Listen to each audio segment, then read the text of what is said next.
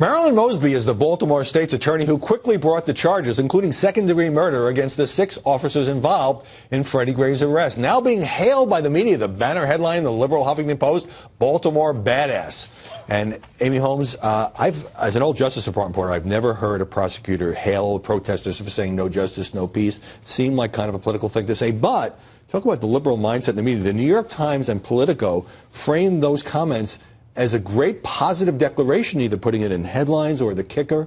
What do you make of it? Once again, it's the media trying to write a narrative instead of reporting the facts. And it should be troubling to all Americans wherever you land on this issue. I don't think it's an issue. I think it's a story that ought to be reported.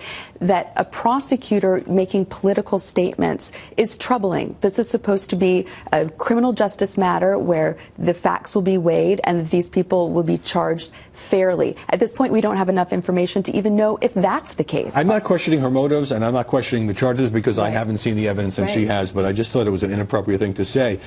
Also, all this talk about this as a racial matter, can we fully embrace that term, Bill Press, when the mayor, the police chief, half the police force, the city council president, and 3 of the 6 officers charged in Freddie Gray's death are black? Plus, this is a Democratic city with Democratic leadership, and so I still think that race has something to do with it. In the case of, again, back to the root causes of particularly young African-American youth in that community who are disenfranchised and don't see a future and are angry at this continuing tension between police and the community in Baltimore that's been going on for a long time. But I must say, I think that liberals and conservatives in this country should applaud Marilyn Mosby because finally we have a public official who stepped up to the plate. I think nobody had confidence in the mayor or the governor. She's on the job, and I thought she did a great job. And she presented herself well. And people needed that. Imagine if Marilyn Mosby had said, I've reviewed the evidence, and I think there is insufficient evidence to charge anyone in this case.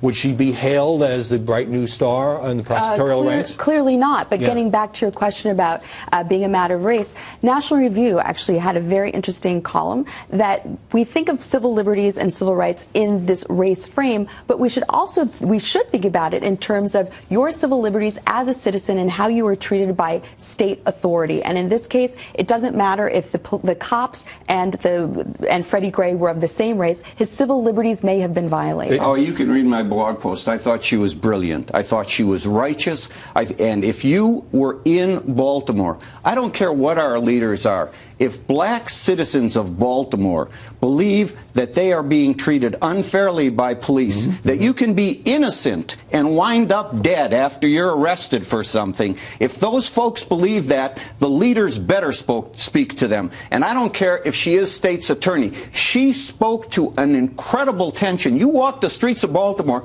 with 5 helicopters over you and you're in a war zone. And she spoke to the reality of the situation she was in. A politician is supposed to be righteous. She's not a politician. A prosecutor is supposed to be just. She said just. She said that's what I'm giving you. I'm giving you justice. I disagree with you. She said no justice, no peace. I'm delivering justice today. You give us some peace now. Amy, she said I'm doing my job. Yes. Now you do your job. This is a two-way. She's brilliant. She's absolutely right. That debate will go on. I want to turn you to the coverage, which seems to me to be increasingly moving toward the same old polarization.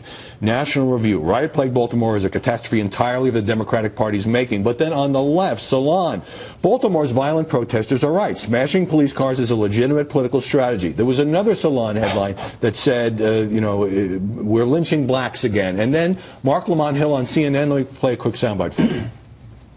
Something about the job itself and the structure of law enforcement in America itself that becomes an occupying force. And they're an occupying force in the hood. That's my issue.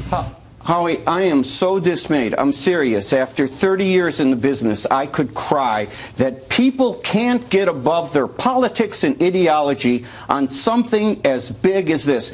One, a young man who we have no reason to believe committed a crime died. Number 2, I think Baltimore could be ground zero for us dealing with all these cases dating back to Ferguson. This summer could prove that. If you can't rise above your politics, if you can't rise above conflict of interest, if we as the press can't behave with our best angels, we should get out of the business. I'm serious. The public should hate us if we can't convince them that we're going to be as righteous as Marilyn Mosby said she's going to be. And by the way, her office has to make sure there's no problems in there as well. Last word, David Zurich. Obviously, you're passionate because this is happening in the city where you've been a reporter for 25 years. Amy Holmes, Bill Press, thanks very much for joining us this Sunday.